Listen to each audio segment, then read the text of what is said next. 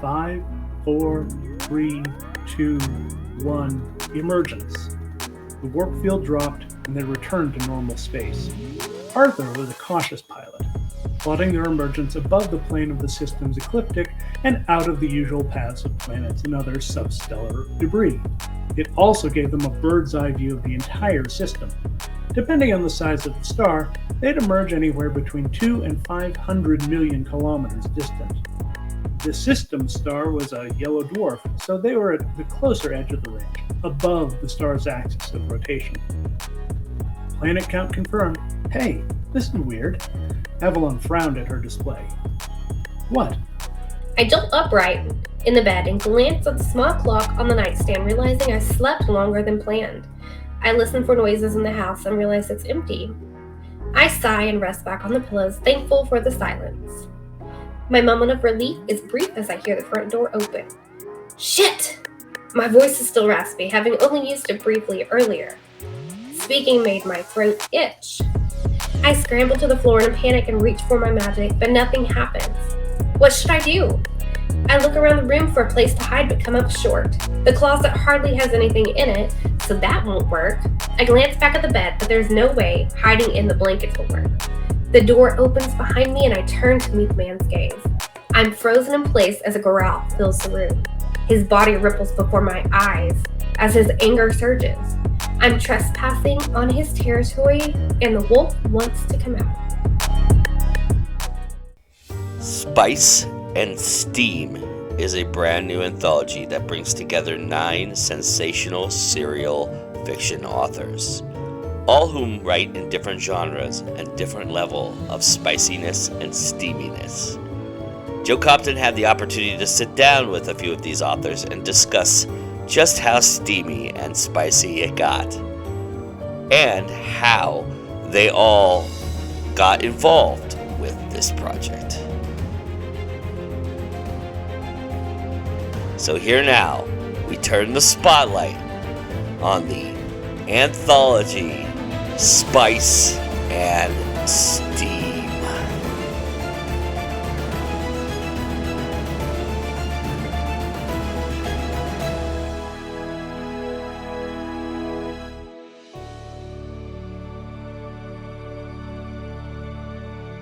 Let's start with talking about just what your role was in this thing, and what the story is that you've published in the book, so that everybody gets an idea of that first, and then I'll go a little deeper. All right, it was AC's idea, but she roped me into it pretty damn early, because she wanted me to do the editing, and she wanted me to, because I've done stuff with Draft to Digital and published in anthologies, with other people. She was like, "Oh, you've done this before. How do I do that? And how do I do that? And and can you just, hey, could you?" So that's what ended up pulling me in, and then I ended up contributing a story to it. Is it in the Cassidyverse? Actually, yes, it is. It is set way in the future.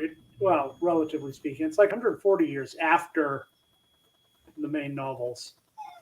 So It's only just barely in there. And if you don't know the Cassidyverse, you won't recognize that it's in the Cassidyverse. Well, Adam edited my book, Curse of the Raven, and because there was just parts that I couldn't edit, and he came recommended by AC, highly recommended.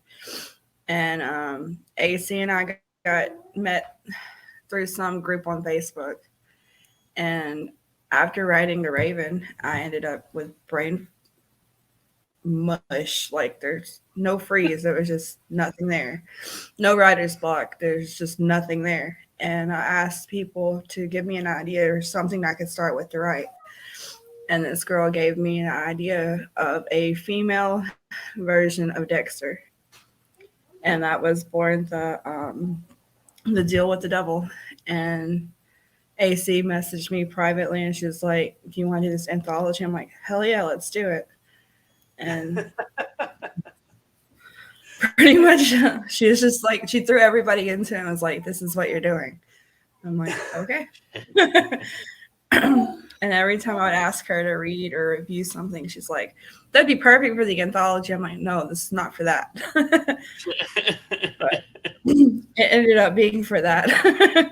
So that's how I ended up involved. No, I can see how, after writing The Curse of the Raven, you'd end up with brain mush, because that is an intense book. I mean, really, really intense. So We didn't shy away from the emotions or no, the emotions are in there. Like being hit with a 2x4. I actually reached out and asked to get into the anthology because I like steamy stuff. I like to write it.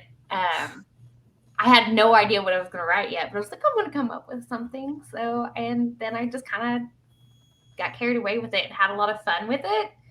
Definitely took more away from all of my other projects while I was writing it. But yeah, my story is about shifters. I mean, obviously. So, because that's also like a little niche. Shifters and steamy. There you go. But yeah, that's how I found myself getting pulled into it, and just there's a reading all the stories, there is definitely a lightness to all the stories, with the exception of Courtney's. Courtney's ends on a very dark note. It surprisingly so. When I read it before I did any edits to it, it was, I'm reading along, and it's like, okay, this is okay. Wait, what? It's one of those endings, and that actually affected where it got put in the book, because it was the last story to come in, and it's a short little story. And and originally my thinking was I was going to start with a witch story, which is Maddie's, and end with a witch story, which is Courtney's. And I read hers, and I'm like, no, I can't. Because the ending is just so dark. I needed, I needed something light to go at the end. All right. So what were the parameters that you set for these authors to submit, and what had to be in these stories for you? Okay, so I get to speak for AC. The parameters were pretty loose. It was 3,000 to 10,000 words. Any genre, it just had to have one steamy scene in it. But other than that, people could do anything they wanted. Any pairing that they wanted, any genre, any kind of, whether they wanted to play it light or heavy or somewhere in between, whether it was part of a larger universe or a standalone. AC really didn't set any guidelines like that. I think partly because it was her first crack at it.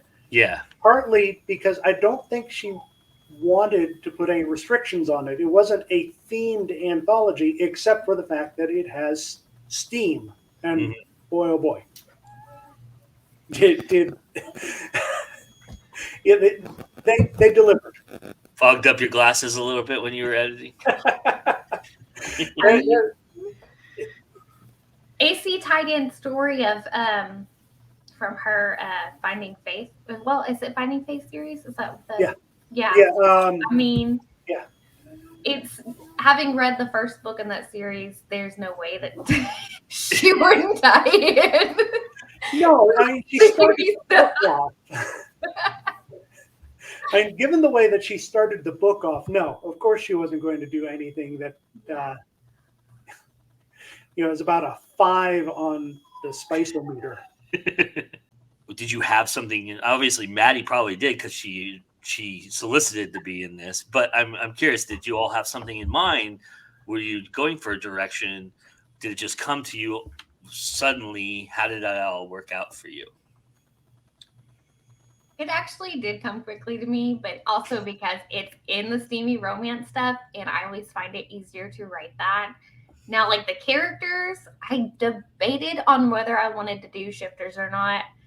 But I was like, that is the easiest thing for me to create a world with. So I was also trying to write the story for a different anthology, and it was not working with my brain because I was trying to keep it clean and YA, and it just wasn't having it. So I was like, turned my attention to this and was like, I can go crazy with this. It can be steamy. And all in all, it took me about a week and a half to write out the whole thing. It took me approximately 2 overnight shifts of work to write mine. And then they found the spot where they wanted to start, and then they found the spot they wanted to end.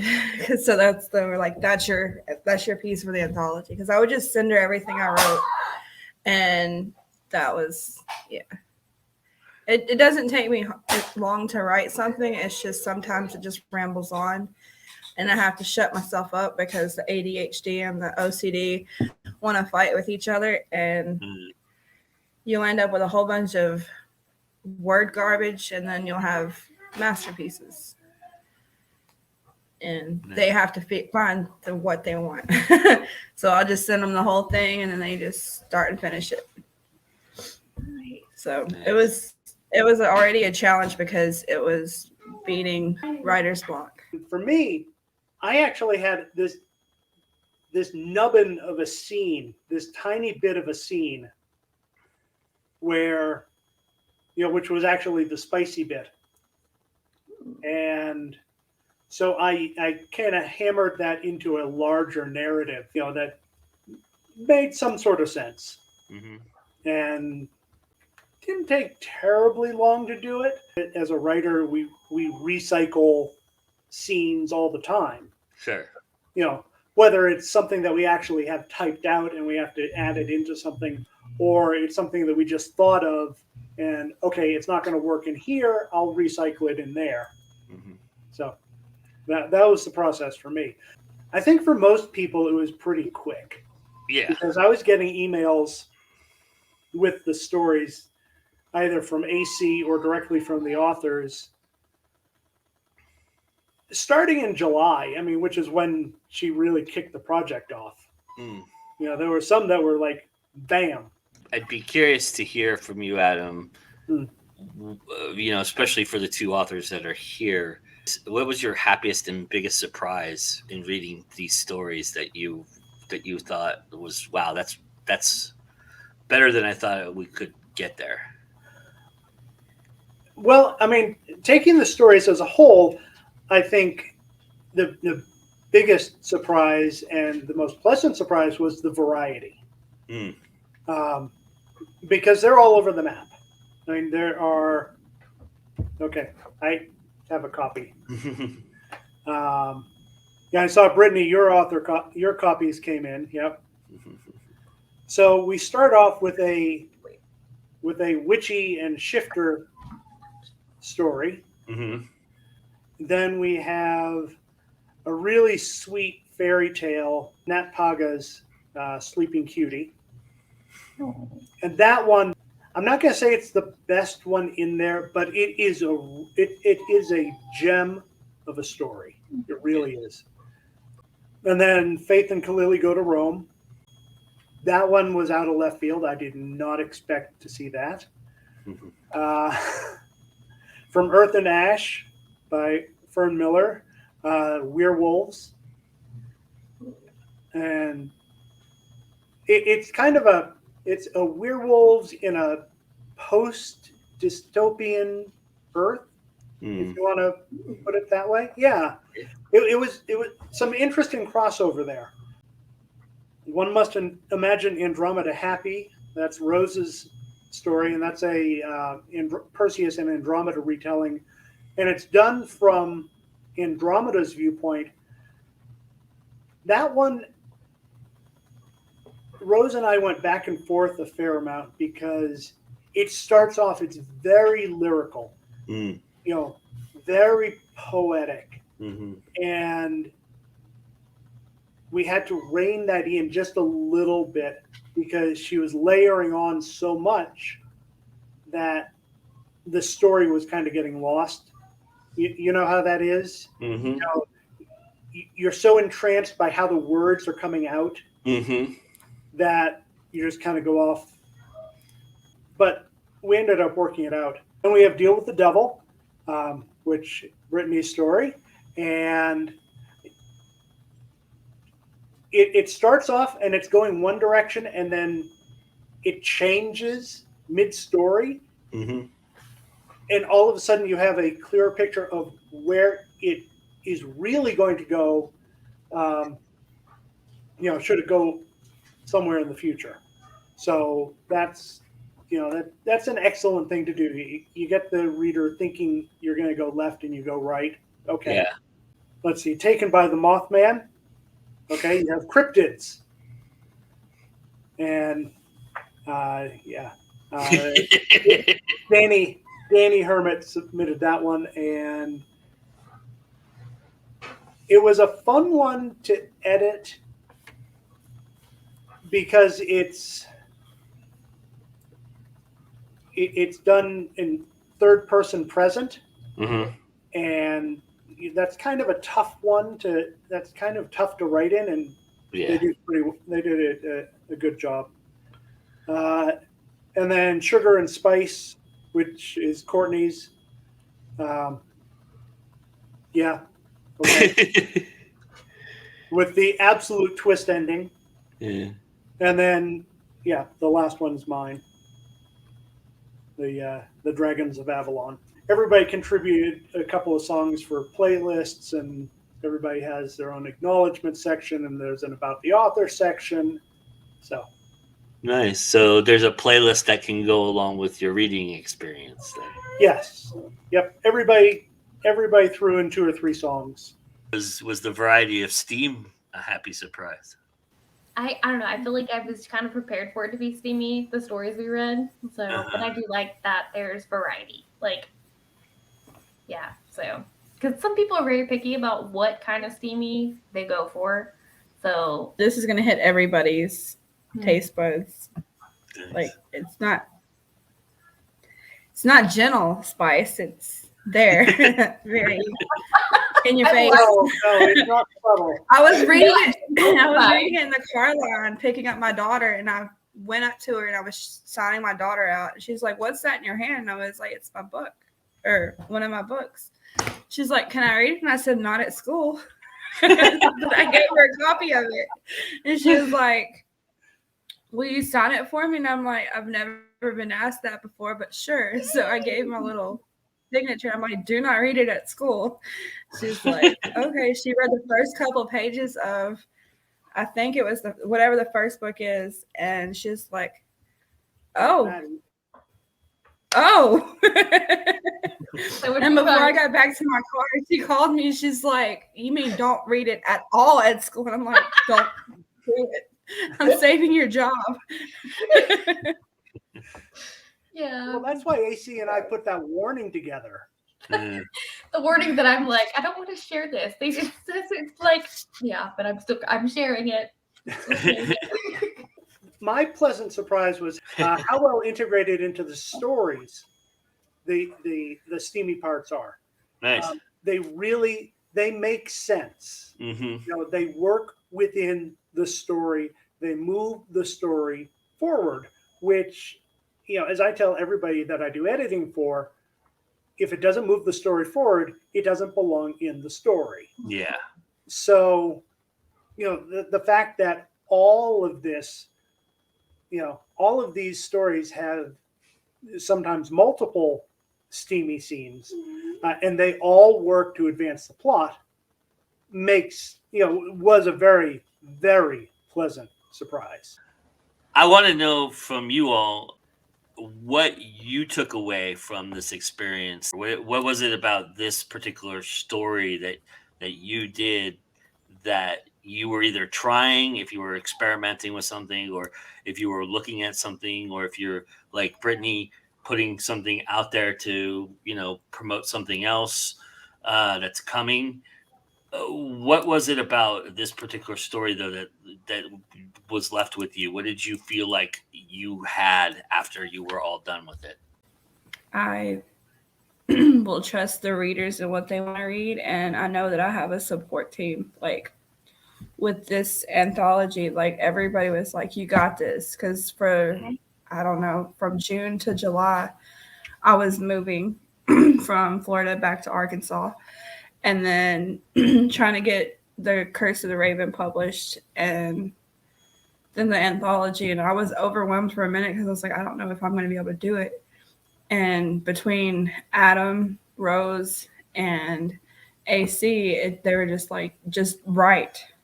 I'm like, I have nothing there. It's gone. And they're like, just keep writing. And I'm like, I already wrote the Curse of the Raven, and then the third part of that book I haven't released yet.